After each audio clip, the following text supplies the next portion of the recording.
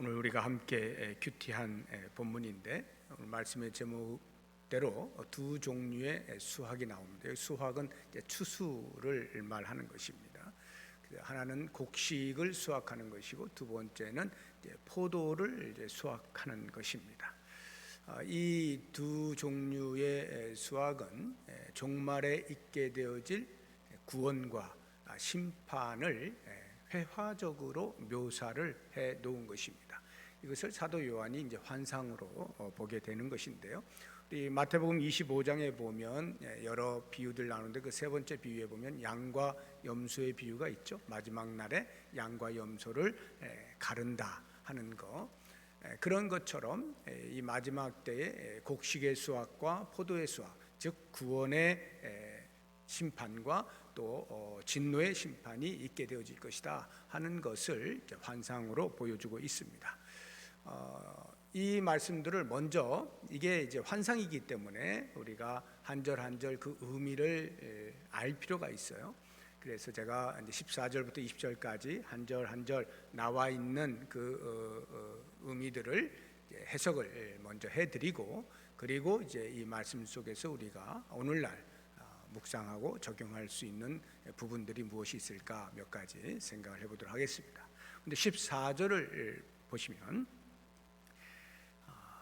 요한이 보는 것입니다. 흰 구름이 있고 구름 위에 인자와 같은 이가 앉으셨어요. 여기 인자는 이제 예수님을 가리킵니다. 근데 흰 구름 위에 앉으셨다라고 하는 것은 예수님의 재림을 이야기하고 있는 것입니다. 우리 계시록 1장 7절 한번 보겠습니다. 볼지어다 그가 구름을 타고 오시리라 할 때, 구름을 타고 오신다 하는 이 구름 위에 앉아 계신다라는 말이 곧 구름 타고 오시는 예수님의 재림을 이제 가리키는 것이고요.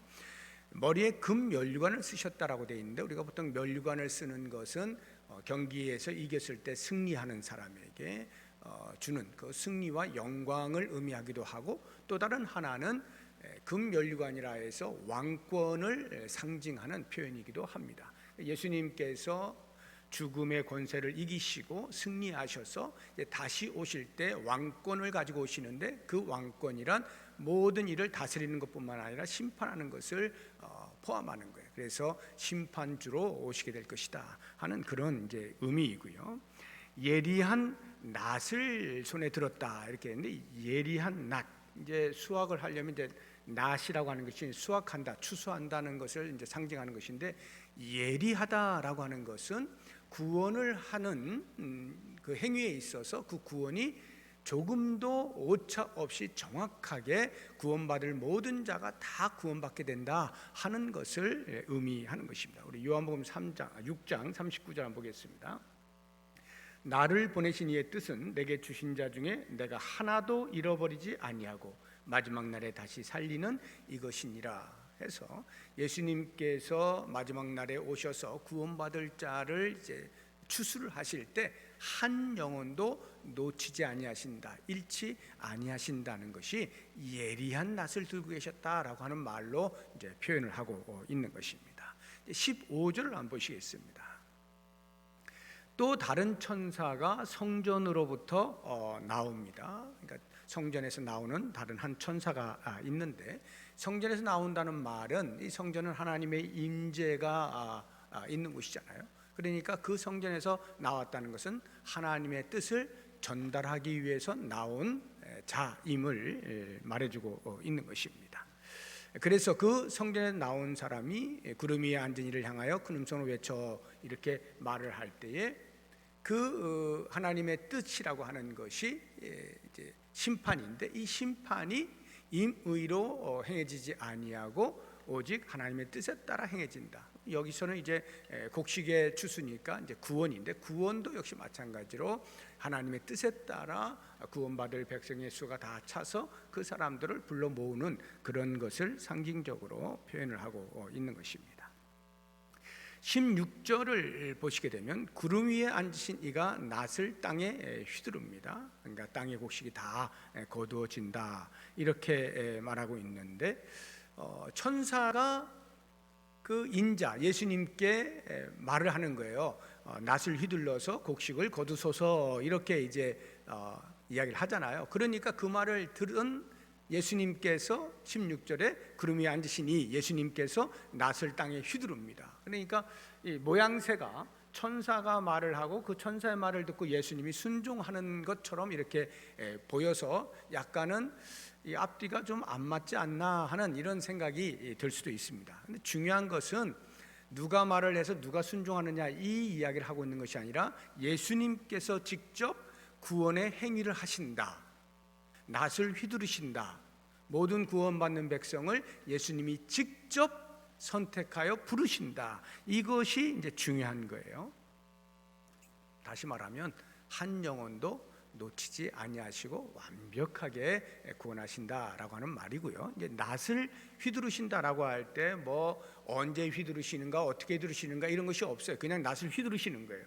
무엇을 말하냐면 예수님께서 재림하셔서는 그 구원받을 백성을 모으시는 일에 있어서 주저함이 없다는 거예요. 지체가 없고 망설이지 않는다는 게 즉각적으로 행동을 하시는 겁니다. 다시 말하면 구원의 문이 닫히는 순간부터는 이젠 더 이상의 뭐 기다려보고 또는 어떤 사람은 예외적으로 좀 더 긍휼을 베풀고 뭐 이런 게 없어요. 구원의 문이 닫히는 순간에 끝나는 겁니다.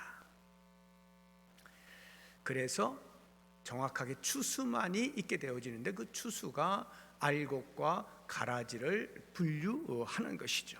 마태복음 13장 30절 한번 보십시오. 둘 다 추수 때까지 함께 자라게 두라. 가라지와 알곡 둘 다 놔두라는 거예요. 추수 때에 내가 추수꾼들에게 말하기를 가라지는 먼저 거두어 불사르게 단으로 묶고 곡식은 모아 내 곳간에 넣으라 하리라. 마지막 때에 예수님께서 낫을 휘두르시게 되면 이것은 곧 가라지와 알곡을 분리하는 그러한 작업이라는 것을 알 수가 있어요. 이 땅에서 공존하여 있던 상태가 끝난다 하는 것입니다. 이것이 이제 구원받는 백성에게 있어서 이 곡식 수확을 통하여 힘을 더해 주시는 그런 말씀이고요. 또 다른 이제 한편으로 포도 수확이 17절부터 20절까지 또 환상 중에 보여지게 되는데 그것도 역시 한 절씩 한번 보도록 하겠습니다. 17절을 보시게 되면 또 다른 천사가 하늘에 있는 성전에서 나오는데 역시 예리한 낫을 가졌다. 그래서 또 다른 천사, 이제 포도 수확을 위하여 등장을 하고 있는데요. 하늘에 있는 성전에서 나옵니다. 이 말 역시 이 천사가 임의로 하는 것이 아니라 하나님의 뜻에 따라 시행한다는 것을 보여주고 있고, 역시 예리한 낫을 가졌다는 말은 그 심판의 행위조차도 구원의 때와 똑같이 한 사람도 걸러지지 아니하고 심판받는 자리에 다 있게 되어진다 하는 것입니다. 완벽한 심판을 이제 의미하는 것이고요. 18절을 보시면 불을 다스리는 다른 천사가 제단으로부터 나옵니다. 여기 이제 불을 다스리는 천사 할 때 이 불은 성경에서 대부분 심판과 직접적인 이제 관련이 있습니다. 그러니까 심판의 수단으로서 불이 사용되어지는 경우가 많은데요. 우리 히브리서 10장 27절 한번 보겠습니다. 오직 무서운 마음으로 심판을 기다리는 것과 대적하는 자를 태울 맹렬한 불만 있으리라 해서 불이 심판과 관련이 있죠. 계시록 8장 5절 한번 보겠습니다. 천사가 향로를 가지고 제단에 불을 담아다가 땅에 쏟음에 우레와 음성과 번개와 지진, 이 우레 이하에 나오는 것이 심판을 이야기하는 것입니다. 그러면 이 불을 가지고 다스리는 천사가 이제 제단에서부터 나와서 그 성전에서부터 나온 천사에게 말을 하는 것입니다. 큰 음성으로 불러 이르되 내 예리한 낫을 휘둘러 땅의 포도송이를 거두라. 그 포도가 익었다. 이렇게 말을 하죠. 그러니까 심판을 집행하라고 명령을 하고 있는 것입니다. 심판은 하나님의 뜻과 더불어서 하나님의 뜻에 따라 심판이 진행되죠. 그것과 더불어서 한 가지 우리가 유념해 볼 것이 성도의 기도에 대한 응답으로도 볼 수가 있어요. 성도가 악한 자들에 대하여 유보하고 계시는 하나님께 기도하는 거예요. 하나님 어떻게 된 일입니까? 이렇게 기도할 때 그 기도가 이 땅에서는 마치 안 들어주시는 것처럼 보일지 몰라도 결국에는 이 심판에 영향을 미친다라고 하는 것인데요, 한번 말씀을 보도록 하겠습니다. 계시록 6장 9절 10절인데, 다섯째 인을 떼실 때 내가 보니 하나님의 말씀과 그들이 가진 증거로 말미암아 죽임을 당한 영혼들이 제단 아래에 있어 큰 소리로 불러 이르되, 순교자들이 제단 아래에서 기도하는 거예요. 거룩하고 참되신 대주제여, 땅에 거하는 자들을 심판하여 우리 피를 갚아주지 아니하시기를 어느 때까지 하시려 하나이까? 왜 계속해서 말씀으로 인하여 죽어가고 있는 사람들이 생겨나는데 하나님은 아무 일도 안 하고 계십니까? 하고 지금 탄식을 하는 거예요. 기도를 하고 있는 모습입니다. 어디서요? 제단 아래에서. 이제 8장 3절 한번 보겠습니다. 또 다른 천사가 와서 제단 곁에 서서 금향로를 가지고 많은 향을 받았으니 이는 모든 성도의 기도와 합하여 보좌 앞 금 제단에 드리고자 함이라. 성도의 기도가 금 제단에 드려지고 있는 것입니다. 이 두 가지 말씀을 이렇게 합하여서 오늘 본문의 말씀과 종합해서 이해를 하게 되어지면, 성도의 기도를 하나님께서 무시하시는 것이 아니라 다 듣고 계셨다가 하나님께서 가장 적합하다라고 판단되어지시는 그때에 반드시 기도의 응답으로서 악한 자들을 심판하신다 하는 것을 우리가 알 수가 있는 것입니다. 19절을 한번 보겠습니다. 19절, 천사가 낫을 땅에 휘둘러 땅에 포도를 거두어 하나님의 진노의 큰 포도틀에 던졌다 이렇게 나오는데, 여기 포도가 익었다라고 되어 있잖아요. 포도가 이제 익었어요.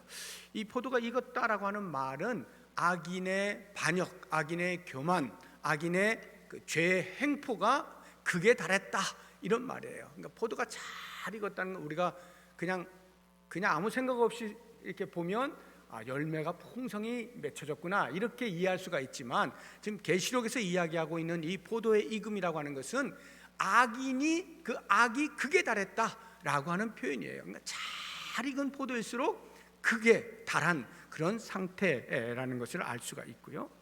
거기에 낫을 휘두르죠. 천사가 낫을 휘두른다라고 하는 그것 반대로 하나님의 진노가 또한 극에 달하여서 이제 그것에 대해서 심판을 하신다라고 하는 이제 의미인 것입니다.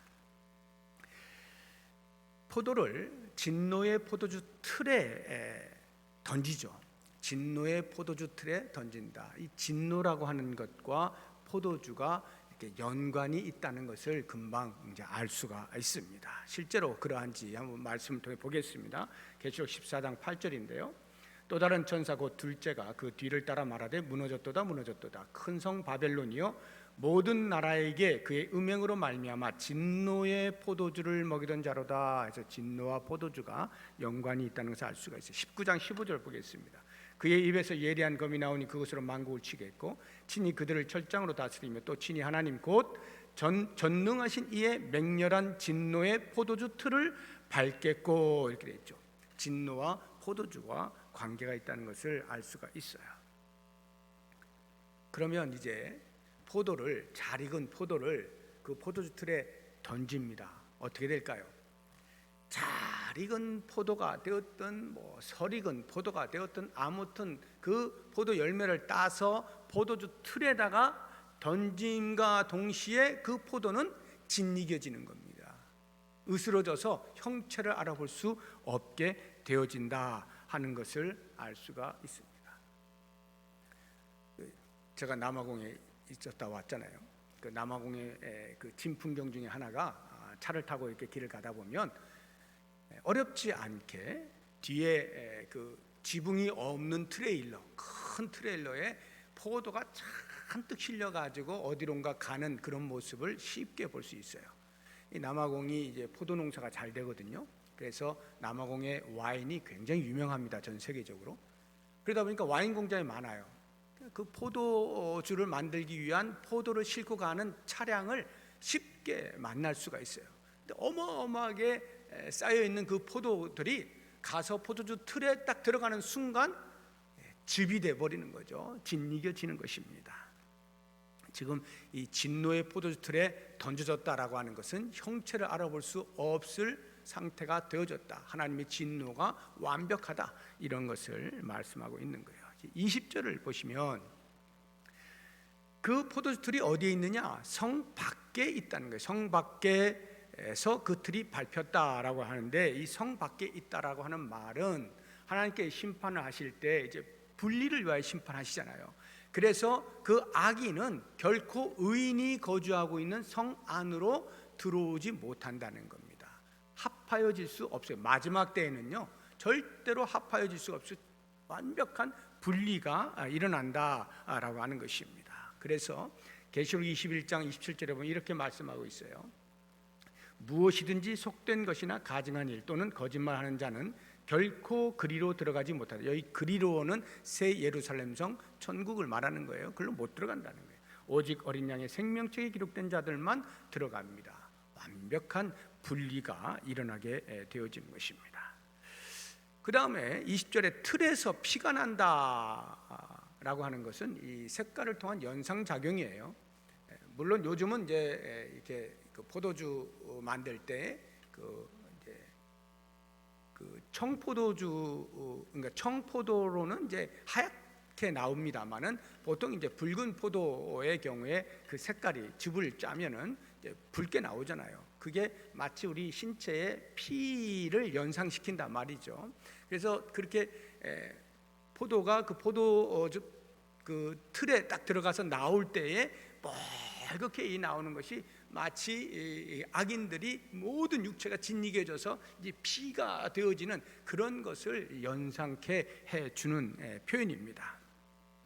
그런 피가 말 굴레까지 닿았다 이렇게 표현하죠. 말 굴레라고 하는 것은 이제 말의 입에다 이렇게 씌우는 그 고삐를 당기기 위해서 입에다 씌우는 그거 있잖아요. 머리수도 이렇게 해서 거기까지 닿았다. 그 말이 보통 키가 뭐 아무리 뭐 조그마한 말이라 그래도 1m는 다 넘을 거 아니에요. 1m, 1m 50, 뭐 높은 건 더 그보다 더 높을 텐데 그 정도 높이까지 피가 넘쳤다 이런 표현이에요. 그러니까 얼마만큼인지를 알 수가 있죠. 하나 더 나아가서 높이뿐만 아니라 길이도 이제 표현을 하고 있는데 20절 뒷부분에 보면 1600 스타디온에 퍼졌다 이렇게 되어 있습니다. 1600 스타디온. 스타디온이라고 하는 것은 영어에서 그 운동장을 스테디움이라 그러잖아요. 스테디움, 큰 어떤 경기하는 뭐 야구 경기, 축구 경기하는 그 스테디움이라고 그러는데 그리스가 늘 이제 경기가 많이 있었잖아요. 뭐 육상 경기가 되었든 어떤 경기가 되었든 이 스타디온의 1스타디온이 기본적으로 약 200m예요. 약 200m. 그러면 1600 스타디온이라고 하면은 300km가 넘어요. 320km가 되는 거죠. 320km면 여기서 어디까지입니까? 뭐 부산까지는 아니라 하더라도 상당히 길지 않습니까? 그러한 길이의 운동장이라고 상상을 해보세요. 거기에 높이가 1.5m로 피가 흐른다라고 하는 것은 이건 전부 상징적 표현들이에요. 어마어마하다는 거죠. 악인들은 단 한 명도 빠지지 아니하고 하나님의 심판 아래 놓이게 된다 하는 것을 표현해주고 있는 것입니다. 그러니까 이 땅을 사는 동안에 하나님을 대적하거나 하나님의 백성들을 조롱하고 박해하던 모든 사람들은 단 한 사람도 예외 없이 하나님의 심판 아래서 이렇게 고통을 당하게 될 것이다, 멸망을 당하게 될 것이다 하는 것을 보여주고 있는 것입니다. 이와 같은 곡식과 포도의 수확, 즉 구원과 심판의 환상을 통하여서 당시 박해를 받고 있는 성도들에게 큰 위로와 용기를 주고 있는데, 오늘 이 시대를 사는 우리들이 이와 같은 말씀들을 통해서 무엇을 묵상할 수 있는가, 어떻게 적용하겠는가, 간단하게 몇 가지를 같이 생각을 해봅니다. 첫 번째로는 재림신앙, 재림을 기다려라. 재림은 반드시, 예수님의 다시 오시는 일은 반드시 일어난다 하는 것입니다. 성경이 언약의 책입니다. 그 언약의 책들이 우리 인간의 역사 속에서 계속해서 때를 따라서 성취가 되어 왔어요.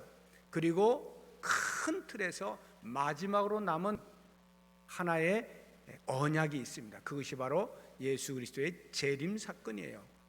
그것이 마지막으로 성취되어야 할 언약으로 남아있고, 나머지는 전부 다 이미 인간의 역사 속에 다 성취가 되어 왔어요. 그 이야기는 그렇게 예수님이 다시 오시는 것도 성취가 되어지고 다 성취가 되어졌다고 한다면, 그 논리에 따라서 마지막에 주님이 다시 오시는 재림도 역시 마찬가지로 확실하다라고 하는 것을 갖는 거예요. 이게 재림 신앙이에요.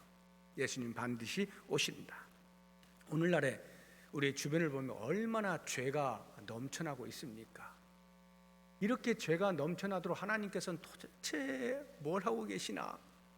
예수 믿는 사람이 많으면 뭐 하나? 이렇게 사회가 악우를 치닫고 있는데 하는 그런 어떤 그 마음이 들지 않아요? 이거 뭐지? 라는 생각이 들 수가 있어요. 그때 생각하십시오. 죄의 관영, 죄가 넘쳐난다는 것은 심판이 곧 임박하였다라는 의미입니다. 그래서 우리가 노아 홍수를 잘 알죠?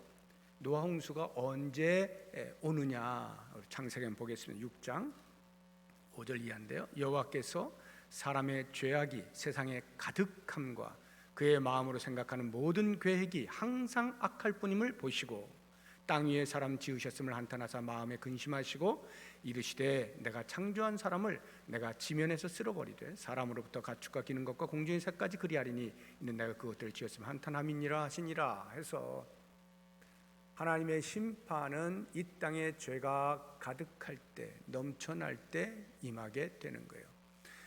이스라엘 백성들을 하나님께서 가나안 땅에 들어가게 하시겠다고 약속하셨잖아요. 그런데도 불구하고 애굽 땅에 오랜 세월 동안 노예로 살게 하시지 않습니까? 그것은 가나안 땅을 하나님께서 그들에게 약속의 땅을 주셨을 때 그 가나안 땅이 당신의 백성들이 살기에 적합한 거룩한 땅이 되게 하시기 위함인데, 그것을 기다리는 것인데, 그것은 곧 그 땅에 죄가 관영할 때 하나님의 심판이 임함으로 하나님의 칼을 쳐서 거룩으로 바꾸어 내시기 위하여 기다리고 계시는 거예요. 가나안 땅에 죄가 가득할 때까지 기다리시는 시간이 이스라엘 백성들이 애굽에서 노예로 살던 시간이에요. 그래서 그 가나안 땅이 죄로 가득 차게 되었을 때 비로소 하나님은 이스라엘 백성들을 통하여서 그들을 치는 거예요. 그래서 가나안 땅에서 일어나는 모든 하나님의 전쟁은 하나님이 잔인하시기 때문이 아니라 거룩을 나타내시는 죄의 척결이다 하는 것을 알아야 하는 것입니다. 그런 것처럼 이 마지막 때 우리가 오늘날 주변을 돌아보면 죄가 넘쳐나고 있는 이러한 모습은 그리스도의 재림이 곧 다가온다 하는 것을 우리가 눈치를 챌 수 있어야 하는 것입니다. 이렇게 예수님의 재림은요, 예수님께 처음 이 땅에 오셨을 때, 초림이라 그러죠. 처음 오셨을 때와는 완전히 다른 모습으로 오십니다. 예수님의 초림 때에는 이제 우리 성탄절 얼마 남지 않으냐 했는데 아무도 몰랐어요. 극소수의 사람만이 예수님을 알아보고 경배했을 뿐, 이 땅의 사람들은 그의 백성들조차도 예수님의 오심을 알지 못하였고 무시하였고 신경 쓰지 않았습니다. 그렇게 오실 리가 없다라고 하는 것으로 말 구유에 누워 있는 그 아기 예수를 메시아라고 받아들일 수가 없는 거죠. 그런데 재림의 때는요 완전히 달라집니다.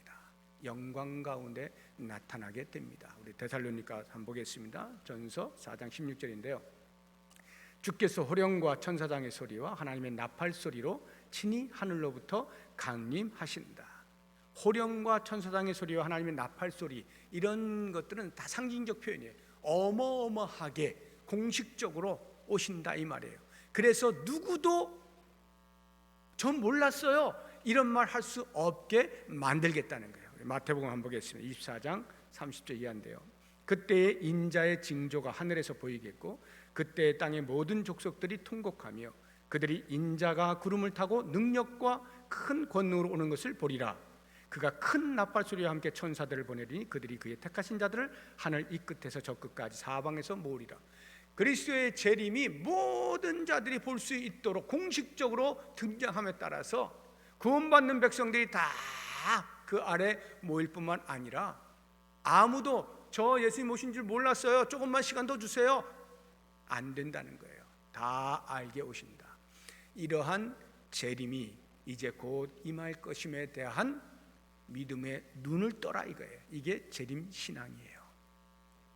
두 번째로 우리가 말씀 속에서 같이 묵상을 해볼 것은, 혹시 이 땅에 사는 동안에 예수 믿는 것 때문에 당하는 고난이 있을 때 과연 우리는 어떠한 태도를 취해야 할 것이냐 하는 이 부분에서 첫째로 해야 할 것은 기도하는 거예요. 엎드리는 거예요. 이미 우리는 그 제단 아래에서 순교한 자들의 그 탄식하는 소리를 보았잖아요. 우리가 박해를 받을 때 힘들잖아요. 힘들면 하나님 앞에 탄식을 하는 거예요. 하나님 힘듭니다. 기도하는 거예요. 야고보서 한번 보겠습니다. 5장 13절인데요. 너희 중에 고난당하는 자가 있느냐? 고난당하는 자가 있느냐? 기도해라. 기도해라. 하나님 앞에 신음하라는 거예요. 가만히 있지 말고 하나님 너무 힘듭니다. 기도하라는 거예요. 기도하는 가운데 인내가 생기고 하나님의 도우시는 손길을 경험할 수 있게 되어집니다. 언제까지 기도하느냐? 응답될 때까지. 하나님의 심판이 임하는 그 순간까지 계속해서 기도하는 거예요. 그러면서 동시에 또 다른 한편으로 해야 될 일이 있는데, 그것은 기뻐하는 거예요. 앞뒤가 안 맞는 것 같죠? 서로 안 맞는 이야기잖아요. 고난 중에 신음하는 기도를 해야 되는데 동시에 기뻐하라는 거예요. 왜 기뻐해야 되느냐? 사도 바울은 이야기합니다.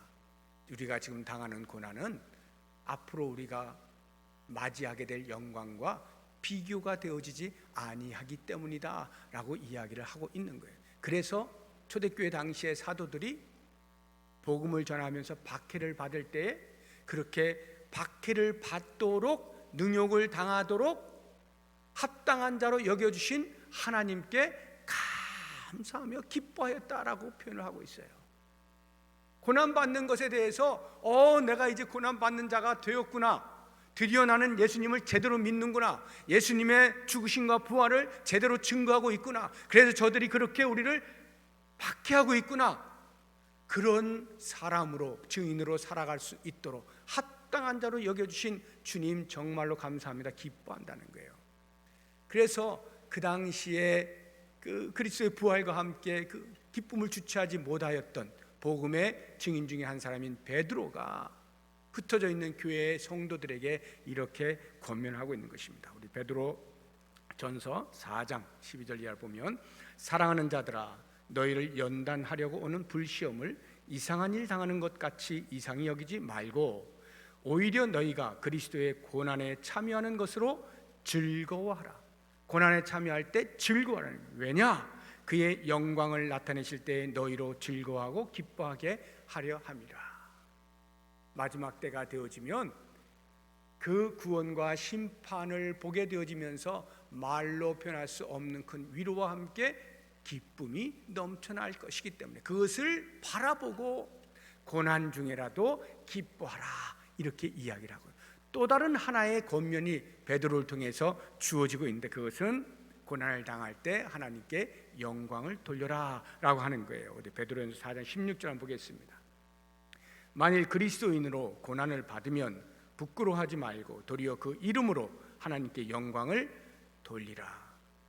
그러면 고난을 받을 때 하나님께 영광을 돌린다는 게, 어떻게 하는 게 하나님께 영광을 돌리는 거겠어요?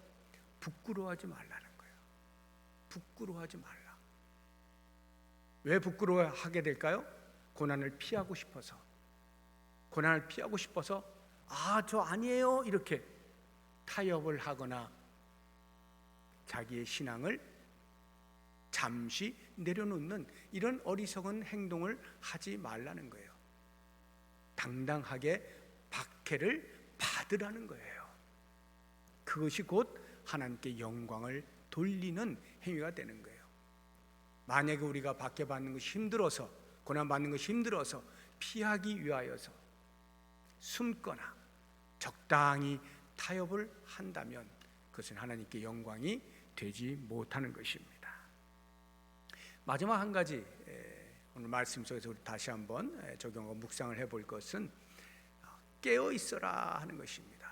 이 마지막 때에 깨어 있어야 한다 하는 것인데, 왜 깨어 있어야 하느냐? 주님께서 언제 오실지 모르기 때문에 언제든지 오시면 곧바로 맞이할 수 있도록 준비를 해야 한다 하는 것입니다. 우리 데살로니가전서 5장 5절 6절 보겠습니다. 너희는 다 빛의 아들이요 낮의 아들이라. 우리가 밤이나 어둠에 속하지 아니하나니 그러므로 우리는 다른 이들과 같이 자지 말고 오직 깨어 정신을 차릴지라. 여기 다른 이들과 같이 자지 말고, 자고 있는 사람들은 어떤 사람들입니까? 예수님이 오시든지 말든지 신경 안 쓰고, 또는 예수님이 지금 오실 일은 만무하지 하고 마음껏 자기 마음대로 살아가는 사람들, 이 땅의 즐거움을 따라서 그냥 마음대로 살아가는 이런 사람들, 그런 사람들처럼 살지 말고 깨어 정신을 차려라, 준비해라 이 말이에요. 주님이 언제 올지 모르니까 잘 준비해라 하는 거예요. 그렇다고 한다면 어떻게 하는 것이 깨어 있는 것이냐, 이게 중요하잖아요. 깨어 있는다는 게 무슨 말이냐? 좀 더 쉽게 이야기하면 우리가 예수 믿는 사람이잖아요. 천국의 백성이잖아요.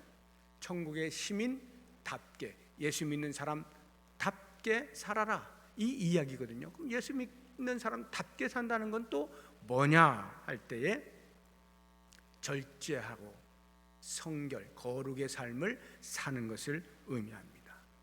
다시 말하면 계속해서 하루하루 예수님을 닮아가는 삶을 사는, 성화의 삶을 사는 것이 깨어 있는 것이에요.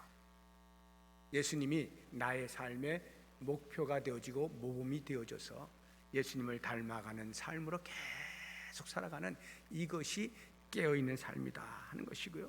두 번째는 이 고난과 관련해서 믿음의 삶을 사는 것이 깨어 있는 거예요. 믿음의 삶을 피하지 않는 것이죠. 고난을 피하지 않는 거예요. 견뎌내는 겁니다. 이것이 깨어있는 삶이에요. 또 다른 하나를 이야기한다면 우리의 사명과 관련해서 전도의 삶을 살아내는 것입니다. 사명을 감당하는 일에 있어서는 때가 없어요. 상황과 관계없이 복음을 전할 수 있어야 됩니다. 그래서 디모데후서 4장 2절 보면 이렇게 나옵니다. 너는 말씀을 전파하라. 때를 얻든지 못 얻든지 항상 힘쓰라. 때를 얻든지 못 얻든지, 어떤 상황과 관계없이 이러해서 아니고 저러해서 아니고가 아니라 어떠한 상황 속에서도 복음을 전할 수 있는 방편은 있게 마련이다 이 말이에요. 오해를 하시면 안 됩니다. 지금 이런 코로나 상황 속에서 대면하여서 전도가 안 되잖아요. 그런데도 나는 때를 얻든지 못 얻든지 말씀을 전파해야 돼 해가지고 지나가는 사람 붙잡아 놓고 막 손잡고 막 예수 믿으세요, 이렇게 하라는 말이 아니죠. 때를 얻든지 못 얻든지란 지금 이런 코로나 상황에서 대면하여서 하기 어려운 이런 상황이면 그 상황에 맞는 방법과 전략을 수립하라는 거예요. 그 방법을 활용하라는 거예요. 그러면 문자를 통해서라든지 전화를 통해서라든지 아니면 편지를 통해서라든지 어떠한 방식을 통해서도 계속 복음은 전할 수 있죠. 이게 때를 얻든지 못 얻든지 말씀을 전파하는 데 힘쓰는 모습이에요. 깨어있다는 것은 이렇게 하나님께서 우리에게 부여하신 복음 전도의 사명을 잊지 아니하고 계속 수행해 가는 것을 말하는 것입니다. 제가 오늘 세 가지 적용과 묵상을 해보았는데, 이 말세를 살아가고 있는 우리들에게 있어서 주님이 반드시 오신다는 이 재림신앙으로 무장을 하시고, 혹시 예수 믿는 것 때문에 고난을 당할 때 한편으로는 기도하고 한편으로는 즐거워하면서 그 고난으로 말미암아 영광을 돌리고자 하는 삶을 살고, 무엇보다도 예수 믿는 사람답게 살아가는 성결의 삶, 거룩의 삶, 사명을 따라 살아가는 삶, 이와 같은 것을 통해서 우리가 점점 더 주님 다시 오시는 그날에 가까이 오는 그 삶에 걸맞은 생활과 행동을 할 수 있는 우리 모두 될 수 있기를 주의 이름으로 축복합니다. 기도하겠습니다.